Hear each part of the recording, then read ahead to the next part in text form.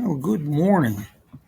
How are we doing today, folks? Let's see if we can find our theme song from Joe and Woody and the Boys of the Road Crew. Just take me a second and we will have that for you. How's things in East Lansing this morning?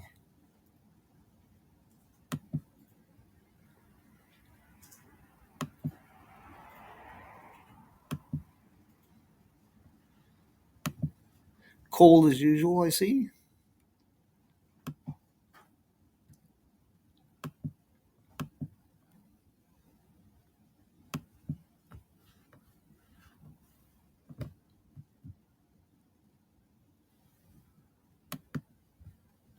Apologize for the delays here, folks, but you know how this goes with Mayberry Television. Sometimes we're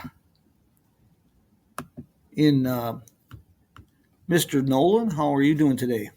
Still in South Carolina?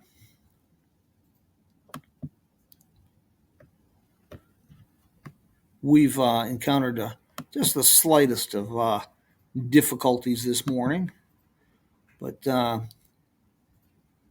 kind of like being like, say, what you know how this goes with Mayberry Television when I'm on the road. We are here in Burbank, California, uh, Motel Safari, 1957 little time capsule. Last night I found a great little restaurant. We tried to find these little backwater places and little time capsules. We found the Talleyrand restaurant just down the street. Been there since 1959. So we've had kind of a nice immersion in Burbank history the last few days. Miss Maggie, Nolan, Keith, how are things in Arizona for you this morning? Well, very good. Very good. Okay. Just bringing a couple updates. We're going to make this a little short here this morning. Like I say, we got a late start, had a few technical difficulties, but Autobooks, Aerobooks. We haven't been over there since before the apocalypse started. 2019. We usually make that an annual book signing, and December. And this was our first trip since 2019, and they don't disappoint. So if you are looking for signed copies of my books, they have a large selection now, all ready to go. And of course, they have a store online so you can order from them. So we have questions here. The signed books that you can order now or pick up while you're traveling are at the Wagon Wheel Motel in Cuba, Missouri. We have Home Again on 66, which is in Pontiac, Illinois, at the Route 66 Museum there in Pontiac, Illinois, the Mojave Museum of History and Arts in Kingman, Arizona, Jackass Junction in Oatman, Arizona, and Fast Fanny's up in Oatman. They also have copies of my books. Miss Maggie, good to hear that.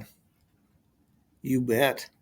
Hey, as far as Michigan goes, had some great conversations yesterday with some folks that had moved out west from Kalamazoo in the 1950s.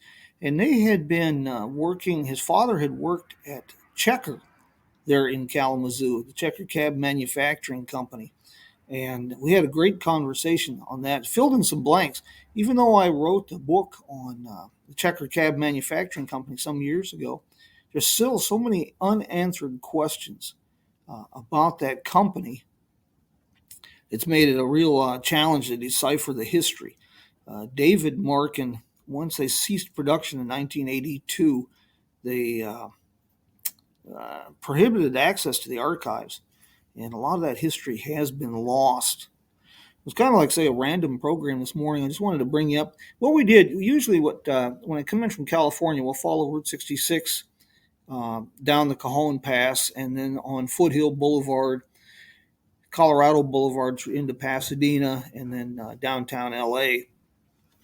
This time we tried something a little bit different. We took across the desert from Victorville to Palmdale and came in that way. What we were following was old US 6. And US 6 has been a highway of interest, and you folks have heard me say this on more than one occasions, that US 6 is most intriguing. In 1964, US Highway 6 was truncated at Bishop, California. But originally, it had run from Long Beach, California to Cape Cod, Massachusetts. It was the longest U.S. highway, and it was the only U.S. highway to go north and south. And so I was following some of the truncated alignment. I was surprised to see that it was marked in a couple places up near Palmdale, because that was, like, say, bypassed back in 1964.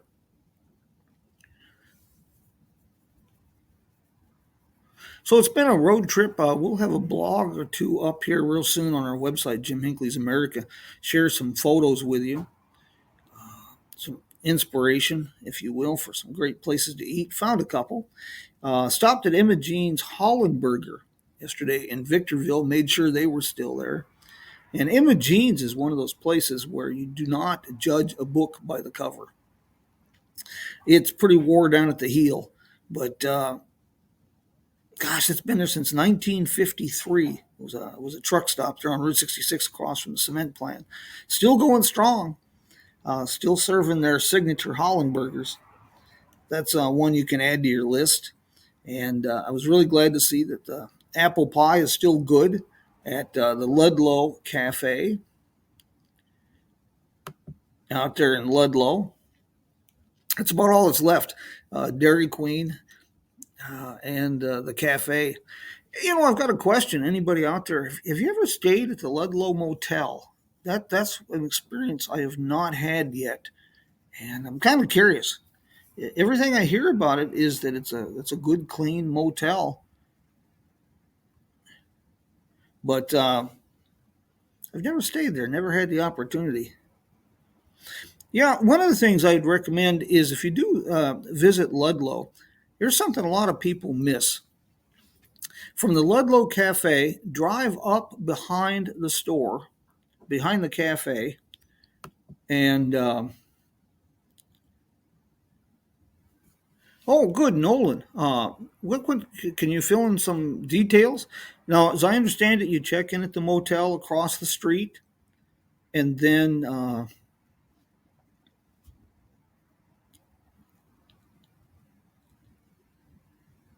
yeah, 14 people.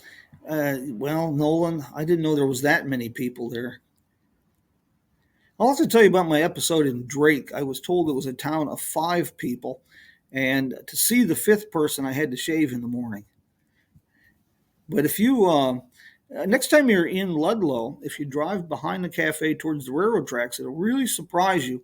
You'll notice, first of all, behind the cafe, about 2 blocks, is a large 2-story building that's kind of collapsed. It came down in an earthquake a few years ago. But you'll be surprised to see that is signed as Main Street, and there's absolutely nothing there.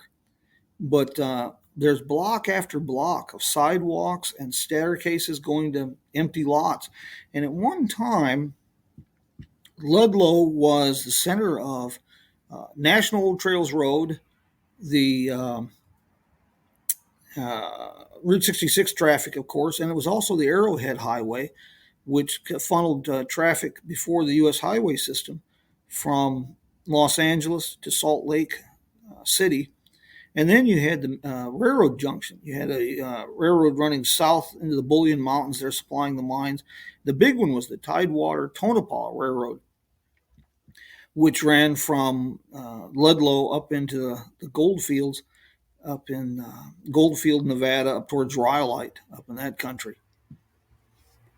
So it's been a good trip. I haven't been out this way, like I say, since 2019, and I wanted to renew my situation. I have some good news. The Route 66, they have repaired some of the bridges and reopened the road between Amboy and Ludlow. That's a new development. I have no time on when they're going to be opening the rest of the road out towards Chambliss. Oh, you're thinking Cadiz Summit. From Essex to Cadiz Summit, that is all still closed all the way down to Amboy.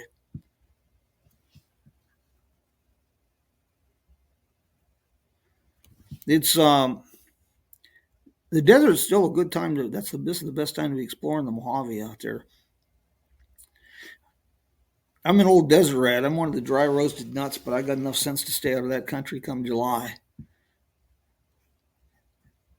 Goff's California is going well. Dennis Cassaber passed away a couple of years ago, but they've got some folks out there that are keeping his vision alive. The museum is still very active, very busy. His work on the Mojave Road is really greatly been appreciated. There's a lot of folks now that are organizing tours out there, Jeep tours, four-wheel tours on the Mojave Road. Anybody familiar with the Mojave Road? It predates the railroad. It was the main transportation corridor across the Mojave Desert before the railroad in 1881, 1882. But before that, what a lot of people don't realize is that was a Native American trade route going back thousands of years. When that section of Route 66, for example, from Needles up through Oatman, that was part of that Native American trade route. And Father Garces was the one that first really documented that back in 1776. His expeditions with the De Anza expeditions. I'm trying to answer questions as fast as I can here for you. Yeah, if you're familiar with Ed's Camp up there by in the Black Mountain Sitgreaves Pass, if you look past the ruins of Ed's Camp to the west, you'll see a sign that says a little archway that has an L and an M on it. It's called Little Meadows. That was the name for it before it became Ed's Camp in 1919. Father Garces camped there during his expeditions of 1776. A lot of history there at Ed's Camp, a lot of personal history too for me. It was my first paying job, was working for old man Ed Edgerton up there. That's a story for another day, though. He was quite a fella. He's the first fella that really kind of got me enamored with the desert. And he was a stereotypical desert rat. He fascinating fella. He'd set up Ed's Camp there about 1919 on the National Old Trails Road.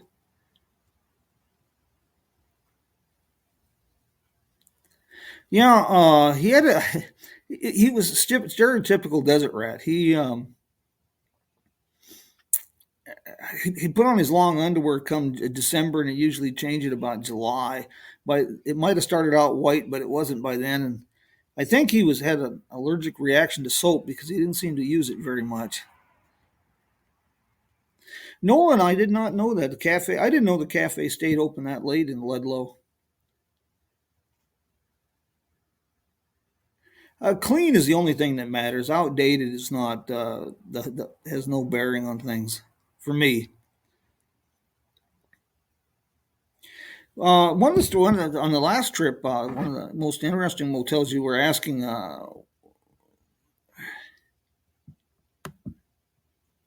going to Illinois, motels that we encountered. There's one in Atlanta, Illinois.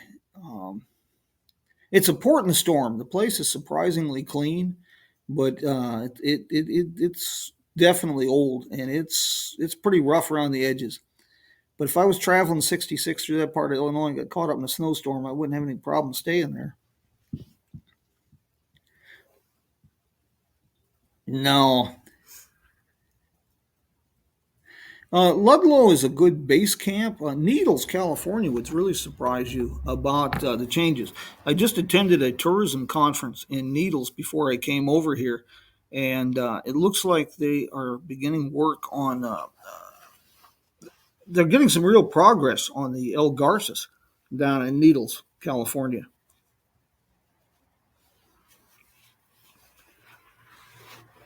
Well, we're going to have a whole lot to talk about here in the next couple of weeks.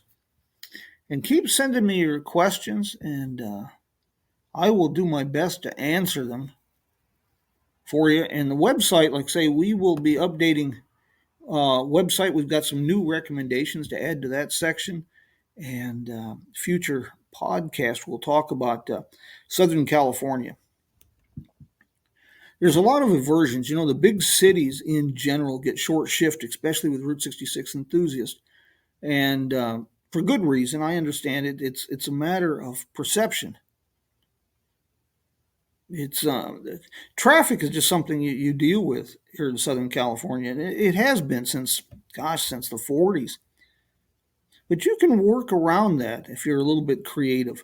Sunday morning, I'll tell you, I have traveled Colorado Boulevard, Foothills Boulevard, down through into Eagle Rock, down Fair Oak out of Pasadena into downtown LA. And on Sunday, you can, gosh, if early in the morning, you can stand right in the street and take photographs. It's not traffic's not that bad at all. Well, that's a good question. You know, one of my favorite places to eat in the LA area when I'm here is Grand Central Market. Is downtown LA on the 7th and Broadway. It's a few blocks from the original western terminus of Route 66 down in the old theater district. Sunday morning, there's pretty easy to find parking down there. But anybody familiar with the Grand Central Market? No. They opened in about 1917, and it's a massive food court. Any kind of food that you can remotely imagine or beverage, you can find it there. And well, every time I go in there, I'm happier than fleas on a puppy. It's it's just wonderful. And what really sets it off there is the neon. There's almost 100 years of neon signage on display. It really gives it a great atmosphere. The homeless situation, that's a tough one because that's affecting everything everywhere, and I really don't know the answers. And it is a serious problem. Downtown LA it's a real problem. It's just there's no sugarcoating it. Um, I'm finding it everywhere. I was in Avia, Oklahoma, out in the Oklahoma Panhandle this year, and there was a problem. And in Portland, Maine, I was really surprised by the homeless situation because out here, like Needles, California, and places, it makes sense. You may starve to death, but you won't freeze to death. And you start trying to be homeless in Portland, Maine, and that changes the subject a bit. Well, we intended to keep this relatively brief, but as long as you got questions, I'll answer them here. You bet. No, like I say, I try to, you know me, I can negotiate through these places, but I'm just not real comfortable. Any place that has more than three stoplights, I start feeling crowded. But if I can deal with this traffic, you can deal with this traffic. No, in answer to your question, I did a rental car on this trip. I was coming back from Needles, California, up through Oatman on Wednesday, and I lost the alternator on the Jeep, and I haven't had a chance to do that. So we picked up a rental car, a puddle jumper, and it's been quite an experience. It's a Mitsubishi Mirage, and I can see why they call it a Mirage because you really can't see the car. If the car was much smaller, they'd ask me what size I wear before they rent it to me. It's the first car I've driven that makes me a little. They talk about the problem with electric vehicles having range anxiety. Like driving across the Mojave Desert in a car with a 9-gallon gas tank. That's range anxiety. You saw that. Yeah, I posted some pictures there. I stopped at Fenner, grabbed a cold drink, and Fenner is on Route 66. That's correct. It is the pre 1931 alignment of Route 66 from Essex to Goffs. That's the most, as far as I know, that might be some of the most expensive gas in the United States. All right, $7.49 yesterday. You do pay for the convenience. Hey, folks, I'm going to let you run. I really appreciate everybody. Gosh, we got quite a crowd here this morning, and kind of a random program. Like I say, when I'm on the road like this, I just simply try to answer answer your questions, fill in the blanks.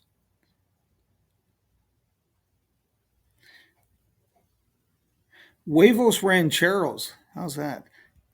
That's what I ended up. Yes, that was my lunch yesterday down there at Holland, Emma Jean's.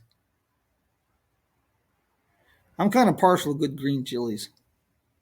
I got spoiled in New Mexico on that. Guys, I appreciate this has been really random. We don't really have much of a plan when we do this from the road. Just try to answer your questions, inspire a road trip or two. And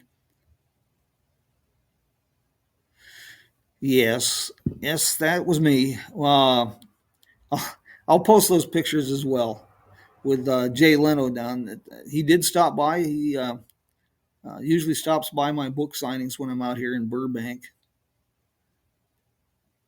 The story of how I met Jay is well, that's boy, that's a long and complicated and twisted story, but we'll share that one sometime.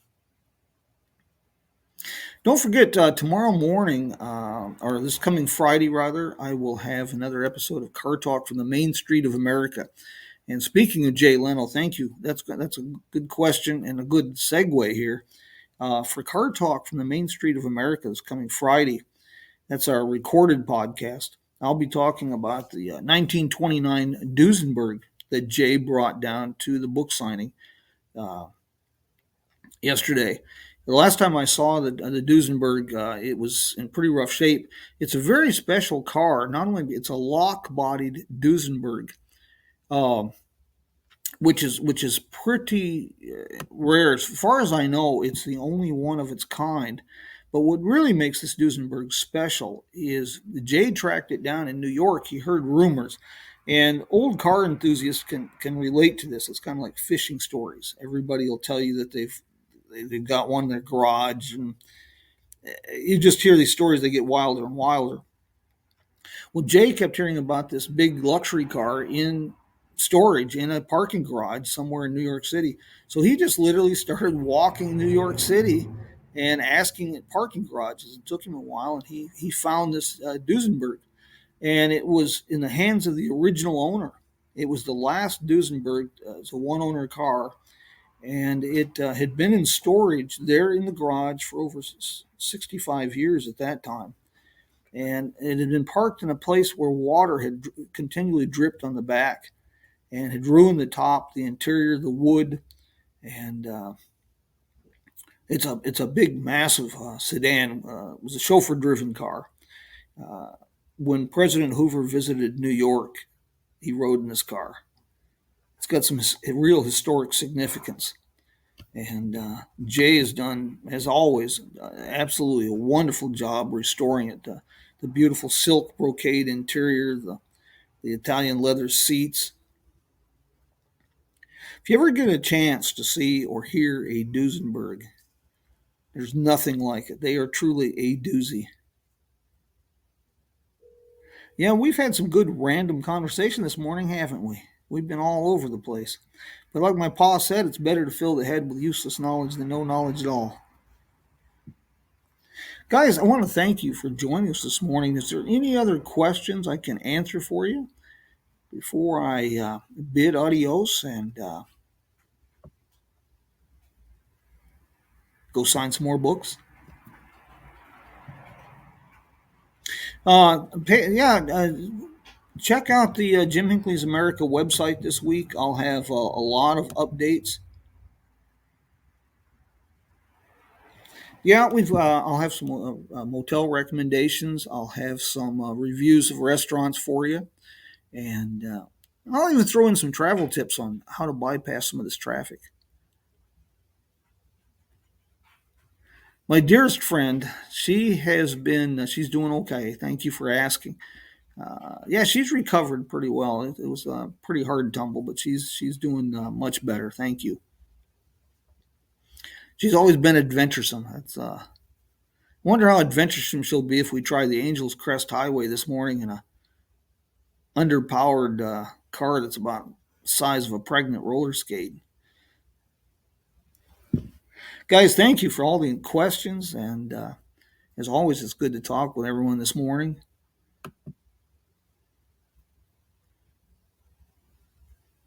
Maggie, I'll see if I'll send you some photos of that car. Might brighten Charles' day. I know he's a big Packard fan,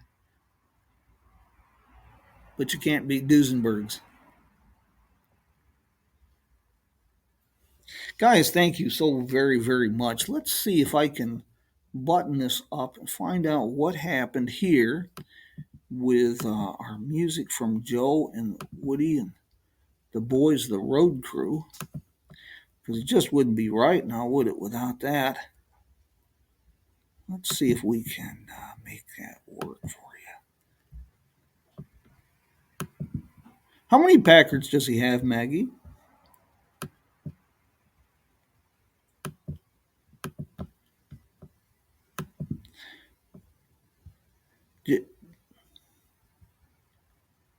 Wow. I can't imagine 18 Packards. He's definitely a Packard fan. Guys, thank you so very much. We do seem to be having one more technical difficulty. We cannot get our theme song going this morning. I want to thank everybody who joined us this morning, and we're here. I'm coming to you this morning from the historic Safari Inn in Burbank, California, and it's a wonderful time capsule. Wait till you see pictures of their beautiful, beautiful sign they've got here. It's a real showpiece. That in itself is almost worth the price of admission. Guys, thank you very much. I appreciate that. Well, that's what I do. Telling people where to go and sharing America's story. Well, we'll do this again next week, 7 o'clock Mountain Standard Time, and look forward to the visit. And meantime, send me your questions, call-ins. Next week, we're going to do something really special. We've got Court Stevens from Chicago is going to be our guest on the program, and he's a Chevy Monte Carlo enthusiast, and he has a real interesting program he's put together called CD Showcase. And I think you're going to find Court very, very interesting. I've known him for quite a few years, met him on Route 66 trip. He came out through Arizona, and he's a most fascinating and inspirational young man. Nolan, I'm really glad you could join us. I'd like to hear more about how your work's going on that Route 66 suite. Get some updates. Mr. Keith, I will probably be seeing you in Kingman on the 21st, I assume.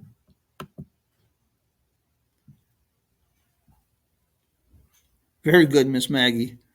How's the weather up in Michigan?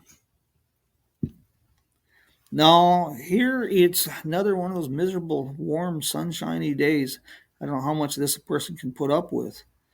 Makes it hard to find something to complain about. You guys take care, and until we meet again, my friends, vaya con Dios and adios. We'll see you next week. Invite your friends. Let's make a party out of this thing. Take care, my friends.